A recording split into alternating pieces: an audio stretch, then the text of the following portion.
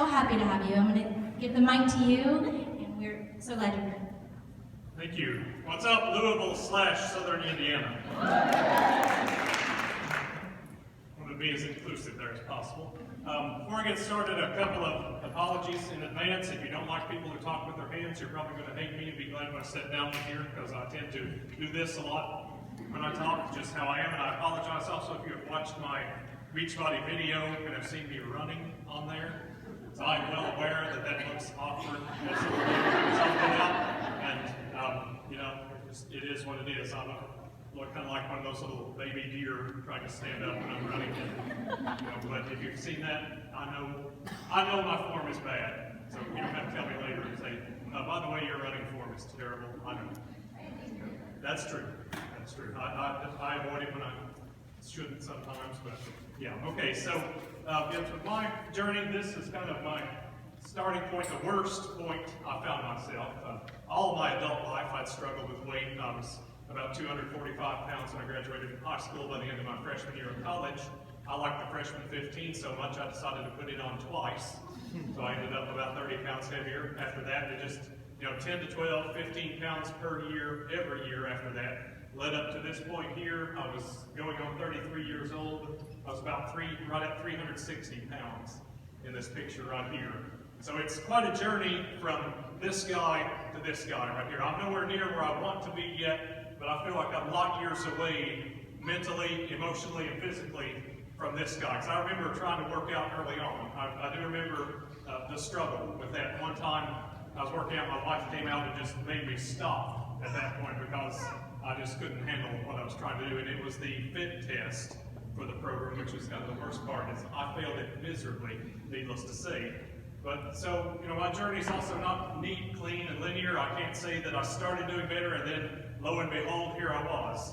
So if you feel like you need to have a clean journey, linear journey, you don't have to. Mine is a meandering starts and stops. Sometimes I didn't fall off the wagon. I jumped off and let it run over me and then back over me again so hard. So, it was not always as smooth as I would like it to be. It took me a lot longer to lose the weight than it might take some people because it was starting and stopping. I kind of started a little bit here in April of 2013. My son was expected in August of that year. So, I was there at 360 pounds, started eating better, exercising a bit here and there with some of the earlier Beachbody programs like the Hip Hop Abs program. That was not a pretty sight sometimes, or the Rock and Body program, some of the dancing that I did along with that. But, I was moving and losing the weight, did pretty well, got into the hospital when my son was born, and I thought, that I was bulletproof at that point because I was losing some weight. So I had people bring me my comfort foods. I'm from Eastern Kentucky, so we love our food fried. So I had them bring me fried chicken, pizza, hamburgers, all of those kinds of things. So we were right near some of the major fast food restaurants, Five Guys burgers, all those sorts of things. So, like, hey, you guys want cheeseburgers? Absolutely, I do at that time. So they brought that, so I kind of fell off the wagon then pretty hard. And I remember, if you've seen my video, you know about the promise that I made. I remember my son was about 3 or 4 months old. I was struggling. I had put back on quite a bit of what I had lost. I probably lost about 45 to 50 pounds by the time he was born, and then gained back 15 to 20 easily in the few months, 3 or 4 months since he was born, because I can gain it in a hurry, let me tell you. But he was lying there in his crib, and I remember I looked at him and I thought, maybe this will help me. So I said, I promise you that he's going to get healthy.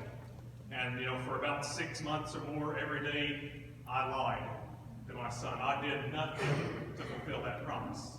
I beat myself up over it. I was getting lower and lower emotionally, and I'm an emotional eater, so you know what that did? That as you get more and more caught up in the emotion, the only comfort you know is to jump into food.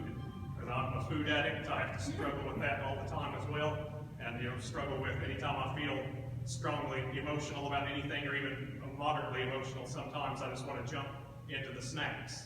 And before I know it, I've eaten 1,000, 1,500, 2,000 calories, and I still feel just as empty as I did before I started. So, I thought maybe that would help me, but it didn't, and I felt just increasingly withdrawn from people. I didn't want to be around people so much anymore. I didn't like myself so much. I looked in the mirror and I I hated what I was seeing. I hated what I was doing to myself and my family. You can't see my eyes here, but if you look at some of the pictures that I look at that time, there's just not much life in my face and in my eyes. I just didn't feel it at the time. And I wondered, what is it going to take to awaken me? What is it going to take to get me to finally realize what I need to do and fulfill that promise? Because the way I was going, I wasn't going to be at a lot of my son's milestones. I might not have gotten to his graduation. Might not have been there when he got married. Might not have been there to see my grandchildren one day. I remember it should have been a wake-up call when I was trying to find a life insurance policy. I had a difficult time finding one because I was such a high risk. I ended up getting a very high-risk policy that was very expensive for what I was getting, and but I just wanted to try to have some kind of security there. But it was not easy to find. There were companies that just flat turned me down and said no because of my size, mainly. And I was put at that very highest risk category. So the event, I feel like, was the catalyst to get me going in the right direction. Is one day I was just mentally, physically exhausted, emotionally, had it all I felt like I could take. I was going to pick up dinner one evening, and I was coming back through the intersection where we were living at the time, and I did not even look up and see that the light was red, but it was very red. And I went straight through the intersection and got T-boned by another vehicle that was coming from the other way. And when I stood there and I had to call my wife to come and get me, she brought my son, and I remember holding him, and I didn't realize it at the time, but that was my crossroads right there, where I had to decide. I was at that fork, I had to decide, what direction are you going to go?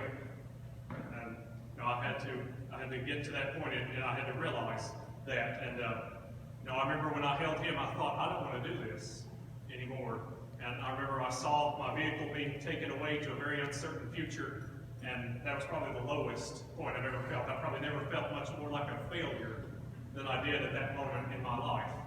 And it was not very long after that, maybe within a day or so, I was sitting down looking at the literature that had come with the Rock and Body program that I ordered. I don't know what compelled me to do that, but I think it was just beyond, some forces beyond ourselves, perhaps. And I saw it had out the Michi's Ladder diet guidelines in there, which is what most of the Beachbody programs use when they set up their guidelines. And I had never noticed it before. But I saw that, and I read through that, and I thought, this is something that I need to try, because I started feeling this indignation within myself and realized I've been fighting so hard against doing the right things. Why don't I start fighting against doing what was wrong, what was hurting myself, what was killing me and hurting the people around me? So at that point, that's when things really began to turn around. That was June of 2014, so a little over a year after this. I started to eat better, and I started seeing some great results very quickly from that. But my body had kind of sent me a signal that said, this is as far as I can take you with diet alone. You're going to have to build in the exercise, because I hadn't been exercising very diligently along the way. And I remember seeing the 21-Day Fix infomercial, and I had to get that program. I had to order that program, so I put in the order, got that program. I remember getting started. I remember the first move and the first workout, the surrenders, I almost injured myself.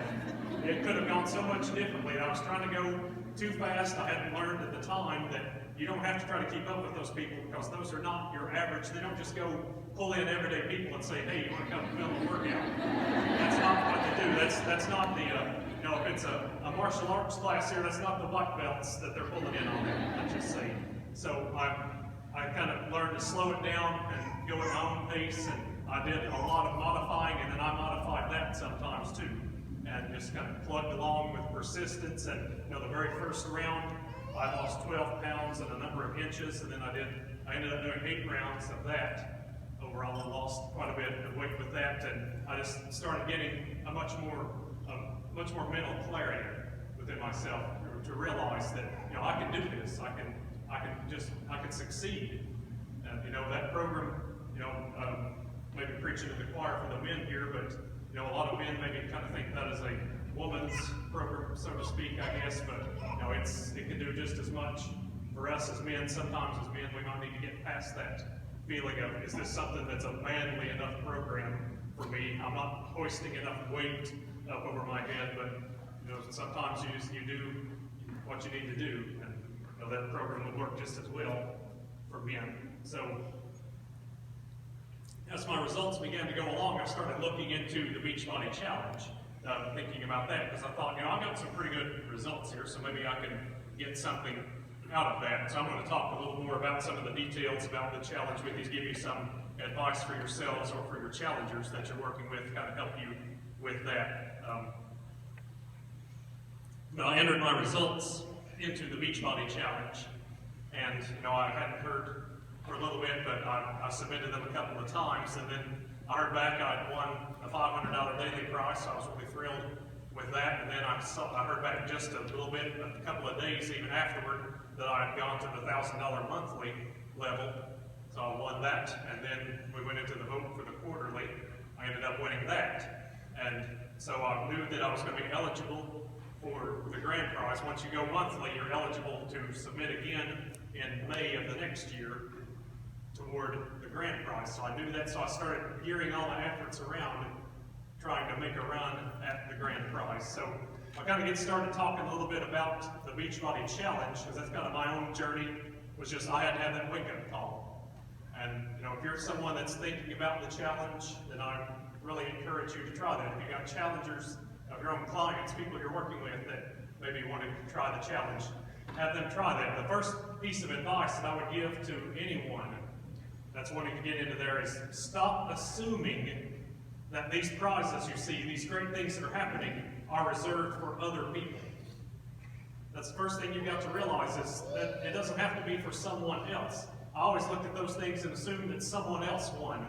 I remember the first time my coach told me that maybe I could go all the way. I just kind of brushed him off, said, "You're crazy." That doesn't happen. These are the people that lose ungodly amounts of weight and do those kinds of things.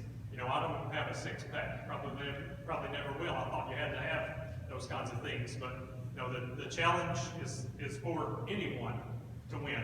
Now, if someone from a town of 600 people in East Kentucky can win, we don't even have traffic lights in town.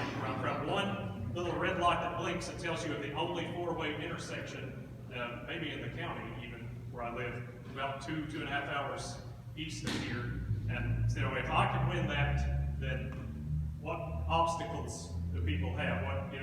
You can't use the small town obstacle, because I've probably got you beat on small towns, maybe not, but probably pretty likely. Another thing that I would say to really give people a word for this is, enjoy the journey. Don't get so neurotic about it. I kind of at times got too deeply into it and kind of just robbed my own happiness a little bit. So take the time to stop and enjoy the journey. Don't look at all your goals as a big picture. I was here considered, at least 150 pounds overweight, depending on what scale, some more than that. If you look at the whole picture of what you need to lose, you're going to be in trouble when you look at that. You have to take it into pieces. So I would say, take your goals and chop them up into small bits. Set big goals, but celebrate small things along the way. You've got to celebrate every victory along the way. I hate it when people say, I only lost 5 pounds. No, that means you've created deficits of nearly 18,000 calories. That's something to celebrate. Say, I only lost X number of pounds. No, you haven't only lost that. You've lost that. So don't lose sight of that. Don't say what you've only done. And maybe the biggest thing that I could tell anyone with a Beachbody Challenge journey is, do not chase happiness, choose happiness. There's a statement that starts with the 4 words that I don't want to hear anyone use. Don't let yourself use. Don't let anyone you're working with use. I'll be happy when. That's toxic.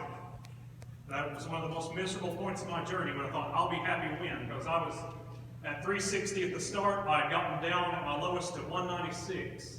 And I thought, I said, I'll be happy when I reach 180. That'll be a 50% weight loss, and I'll be happy then. And I've never felt so miserable as when I was trying to chase that which is maybe not even realistic for me to get to.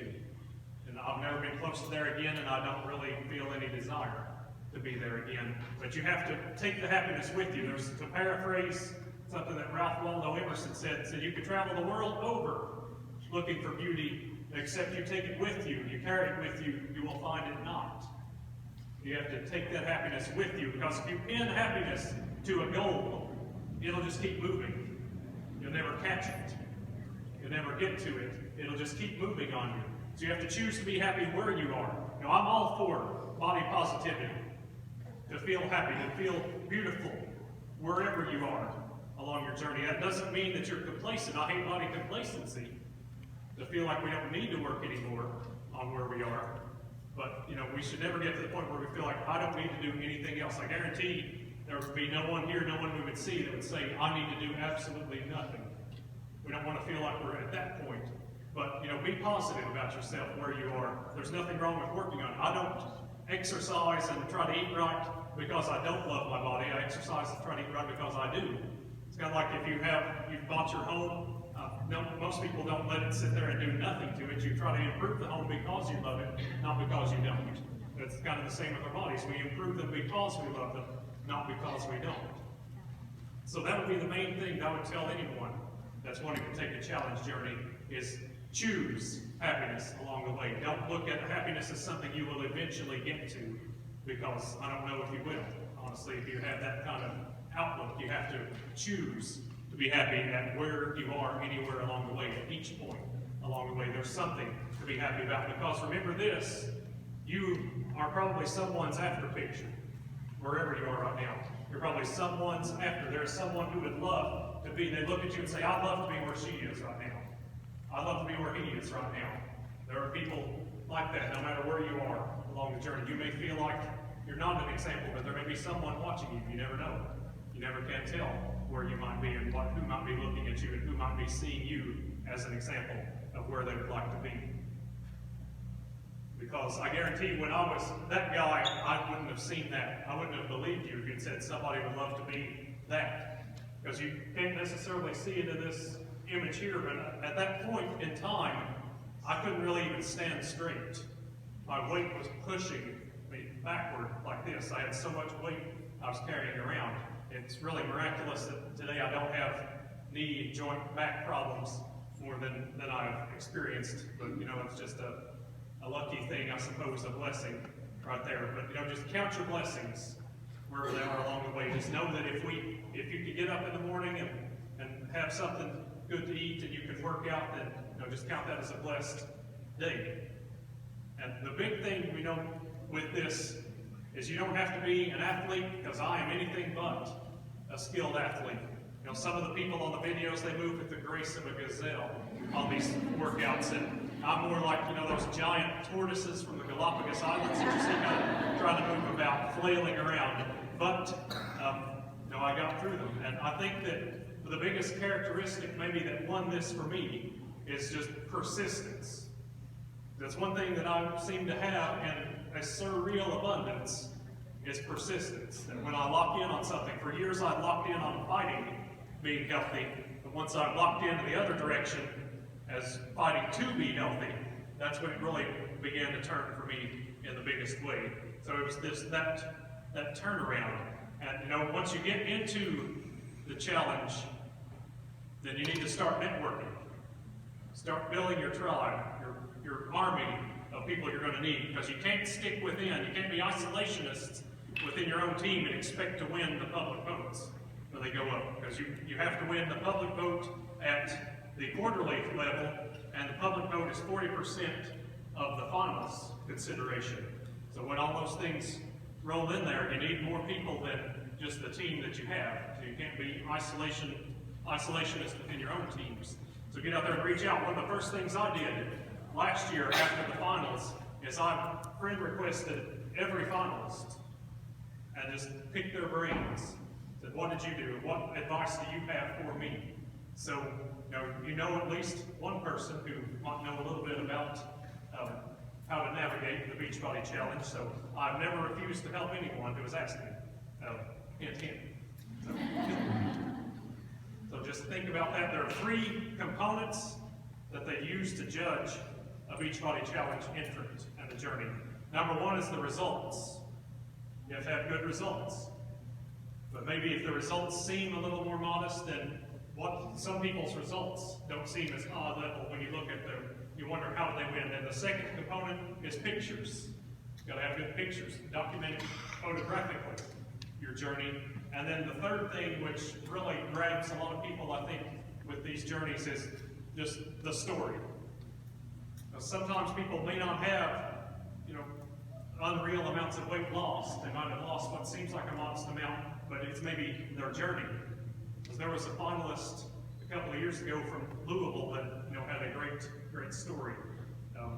That, he hadn't lost a lot of weight per se, but, his journey, his story is what I think put him over the top. So, the last two male 30-something finalists have been from the state of Kentucky, and the one that I think is almost a given to be there this year is from Indiana. So I'm happy to we'll continue to stranglehold in the area on at least that category. The hardest category tends to be women in their 30s, just so you know, just putting that out there. This year, I'm going to say that all four of the quarterly winners that'll be vying for a spot in the finals are women in their 30s on the female side. So that's going to be an unreal category this year. But with the men, it kind of varies from year to year. I had a guy against me vying for the finals that had lost 268 pounds. The guy had lost. And you may think, why did I get chosen for the finals? Story, somewhat pictures and networking.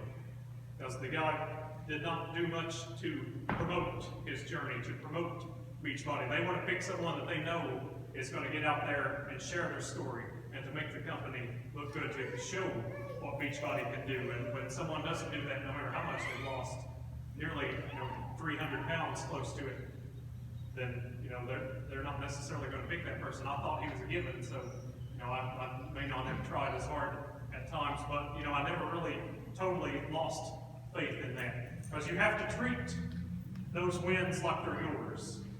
You can't treat them like they're anyone else's. I never really accepted the fact that the spot in the finals was anything but mine, and I think that's what ended up propelling me, is just that determination as I went along.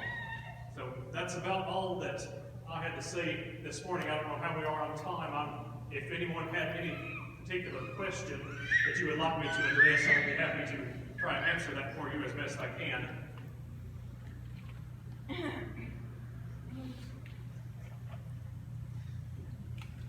No, everyone else at once. Yes, ma'am. Just to clarify, you said you just started with your nutrition. Yes. The each ladder. Yes. How long do you? It was from middle of June till the first day of September. Okay. That's about 2.5 months. So. And then you picked up the Yes. 20 Yes. in there. Okay. Yes. Awesome. Yes, ma'am. My husband and I have had this conversation back and forth a lot. He has a lot to love to lose. In the beginning of your journey, he'll get all gung ho, and then when he crashes, the wagon really runs over. So, we've all been there. But my thought is, with losing that much weight, did you have to have skin or anything removed, or you lose it slowly enough that the muscles and stuff do go in and go back? I've personally been fairly fortunate with that. There is a certain amount of skin that will always be there, and as long as it's not interfering with my daily life, then I'm just going to leave it be. That is one thing too. If you know someone that's entering the contest, tell them do not get any kind of skin removal during that time, because that can invalidate your entry, just FYI. But with that, it's something that I'm okay with, because I kind of look at it as almost a trophy, a battle trophy, if you will. It's something that reminds me that I was here once, and I don't want to be here again. So that as long as it doesn't cause any kind of problems with my day-to-day life, then I'm not going to address that surgically on a personal level. Some people don't have a choice, but I have had one luckily, so I'm not going to do that. I'm going to take that step.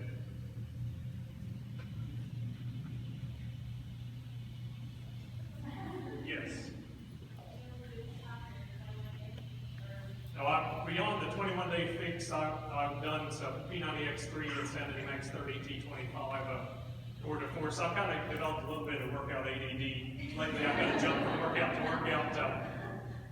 It's probably not recommended. I don't recommend that for you, but sometimes I get in the middle of something and I want to kick and punch today, so I'll jump some tour de force. And the BOD is kind of maybe a blessing and not as much sometimes if you have that tendency to move around from place to place with your workouts.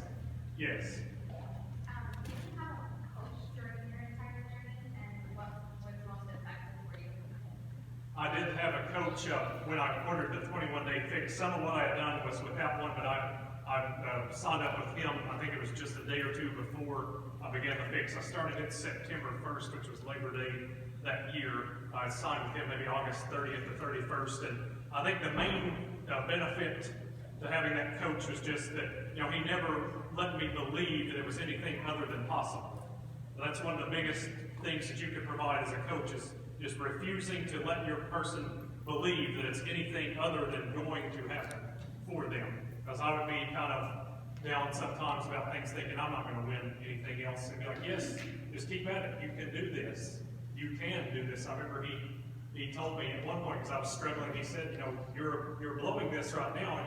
This is yours to win, but you're going to have to step it up. And it was kind of a little bit of tough love, and you know, I really, at the time, I was a little bit miffed at it, but I appreciated it very quickly thereafter. Realized that he was trying to benefit me in the long run. Yes. Yes. Do you follow a plan now, like this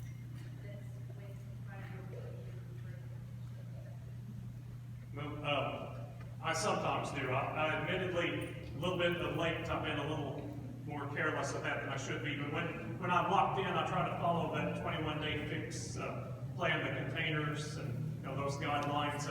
Sometimes it's more of a struggle than others when I kind of get myself a little bit distracted by other things. But when I'm dialed into things, I do try to. That's when I find that I have the best success, when I follow the number of containers, when I've got that discipline about me.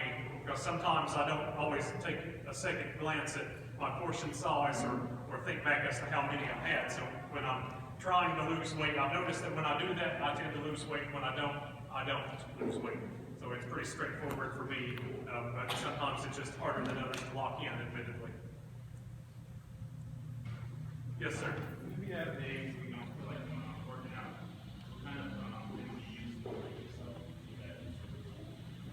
Well, for me, I kind of sometimes I'll look at that picture that was up there and remind myself where I was, and then I also they sent that giant check from the stage from Summit to me. I had it framed. I put it up in the workout room to sometimes look at and remind myself, hey, this good stuff happens when you get out here and do this.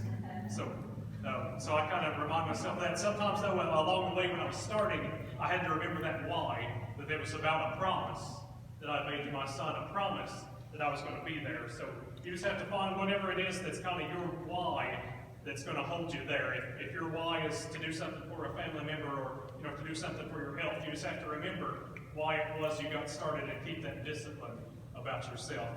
So some days are very difficult to motivate yourself, but I just had to always remember that this is something that I have to do, because if I take off one day, then I'm going to take off 5, most likely at the time when I was starting. So now I can sometimes afford to take a rest day here and there, but when I was starting out, I kind of had to really be next level discipline when I was starting out. Yes, ma'am. I was not formally diagnosed, but I probably did have it because I remember so many times when I was at my biggest, my wife had to wake me up and say, "You are snoring so loud, I cannot sleep." So I had to roll over, and I was this close to being diagnosed as a diabetic. My doctor told me, "You have one more reading like this in 3 months when you come in, then I'm going to declare you diabetic." My glucose was that high at the time, my fasting glucose, so I was so close to that. And so if I had continued going, I definitely would have had the sleep apnea, probably the machine and all that, and I would have definitely been a type 2 diabetic far before my time. I may eventually get that anyway, it's genetic kind of, but I'm going to fight it as long as I can at this point. Yes, ma'am. So when you said you signed with your coach, was that as a customer? Did you follow someone on social media, or did you order off the infomercial, and are you currently coach? It's okay. So with my coach, I had ordered it from the infomercial, and then I saw that you could sign up for a free coach on Team Beachbody, so I did that. My first coach, honestly, she rubbed me every which way wrong. I did not care for her at all. She was all about, if you don't drink Shakeology, then you're, I could tell that I wasn't going to get any kind of attention from her with that, because at the time I was one of those people, I wasn't going to drink Shakeology. I just didn't want to fool with it. I was not at the point at which I really wanted to take that on. So I signed up with this guy. I found him on those message boards, actually on Team Beachbody, which I've tried that a little bit. I found a person or two, but I don't even get on there anymore because it's some shark-infested waters. It seems to be. No offense if people use that heavily, but sometimes someone comes up there and says, I need a new coach, and then 3 seconds later they've got 47 messages. Sign with me! But so I don't necessarily do that, but and I am a coach now. I waited about a year before I wanted to be a coach because to me, coaching for me was about being able, am I in a position where I can help someone? Because I'm not any kind of a coaching rank beyond just coach. I will probably never be diamond, star diamond, so that's not something that I honestly even really aspire to be. If you do, pursue it with all you've got. Go after that. If you want to be someone who can stay at home, do that with your business, absolutely with everything, and I salute you for that. That's just not me. I'd rather help a few people than try to spread that out because I don't know that I can give them the attention. If you can, then absolutely, but that's just not where I see myself, so that's not my goal that I have. Yes. So were you signed up as a coach when you watched the challenge, or were you still in the challenge? Yes, I signed up for coaching just maybe even within a couple of days after I won the quarterly vote. I was not a coach at that time, and then right after that I kind of felt like maybe I was ready at that point to try to lead other people. And I just had my first person that I coached win a $500 daily prize, and I think he may not be finished yet. I got a guy that I think may have a high potential to be a finalist next year, and a lady that she continues on her path to be a finalist in maybe 2 years' time. So that's what I feel my passion is I want to help people get up on that stage like I was at Summit in Nashville. That's where I really want to see my people go. Yes, ma'am. When you say you're this coach and you want to help a few people, do you reach out to people or do you just let people come to you and you choose to work with them? I've done a little bit of reaching out when I see people that I've known, and then some people have come to me and said, they would like to work with me, but I don't really actively seek out, especially if I know someone's already working with a coach, and I'm not going to try to ask other people's coaching people. But occasionally, I've had a couple of people who have said, I just don't feel like my coach is tuned in to what I want, what my goals are. Can I work with you? And I said, at that point, yes, I will work with them. But I'm just kind of sit back and try to work with the people that I'm with right now, and I've seen a couple of people lately that I thought I could help, so I try to reach out to them. Mainly, if I see someone I think I can help them, I want to work with them, but if I think their better bet is with one of you, then I'd far rather them be with one of you on a personal level. That's just, I'd say, my own personal thoughts with that. There are some people, though, that I think that I could probably help with their journey because I can identify. I had one guy that asked me if he could just run some questions by me because he knew that I understood what he was going through. He had a coach that he liked at the time, but I think they kind of fell out of communication, and he asked if he could switch over to me, and he became my first daily prize winner, actually, when I started working with him. But if you want to build a large team, then you definitely have to do a lot of reaching out to people. Yes. You stopped and started. Many times. So, I can simulate that, and I'm now, I still have those issues where I will make excuses for myself and I'll stop and I'll start. How did you, or do you still have those issues where you kind of just don't feel like doing it all and you just kind of get down on yourself and you Oh, yeah. feel like not doing it and you can do it? Sometimes I have issues with that I've battled, and I think that I assimilate a lot with my doing that. But as a coach, it's kind of hard for me as a coach to keep coaching people whenever I go through my stuff. Oh, I can completely identify with where you're coming from because, yes, I've found that it's far harder to stay smaller than it is to get smaller.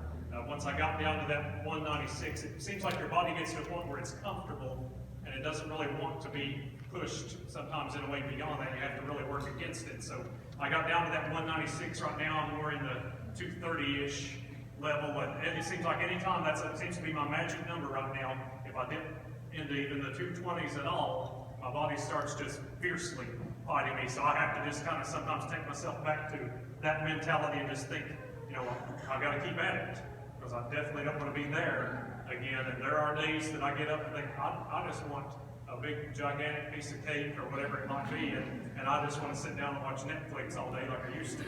Well, not all day because I work, but all evening. Sometimes we would come in and eat all kinds of pizza, watch Netflix, and then eat Oreos and Doritos while we were doing that. That's not a good recipe for weight loss. That was the recipe for weight gain at the time. But you know, so I'll never let myself go back there again. But there are days that it is a brutal struggle. Absolutely, it's not been something that I can say that I don't have to fight every day. Because once if you've ever struggled with food addiction, it's always going to be there, kind of looming. You have to fight it. You can't ever allow yourself to let your guard down too much. Okay. One more question? Yes, ma'am. I was actually asked along those lines. So, you said the nutrition and aspect and reaching those like plateaus. I feel like that's right now. I watch my videos, working about it, like my body's just like not going. So, what do you feel like works for you, like pushing the body? For me, what just tended to work more than anything was just persistence, just trusting that it was going to work for me. Occasionally, I sometimes had to even up my intake just a little bit to adjust things. Sometimes I had to have maybe another little bit of carb or something to kind of keep me going. Because I remember I had lost 92 pounds, and it seemed like, I remember thinking, I just want to see that I've lost 93. Come on. And it seemed like it was 2 weeks or more, maybe more than that, when I got on the scale, I'd lost 92 pounds. 92 pounds, 92. Like, oh, for goodness sake. And finally, once that 93rd pound, I've never felt a feeling quite like that. It felt almost better to lose 93 than it did 164 because of just finally breaking through that point. So, I'll just leave you with this, that believe in yourself, love yourself. I believe in each and every person here. I know I never thought when I started that I could be here speaking to you today, but I did it. Any of you can do it. Any of the people you work with can do it. So just believe. As the great American poets told us, don't stop believing.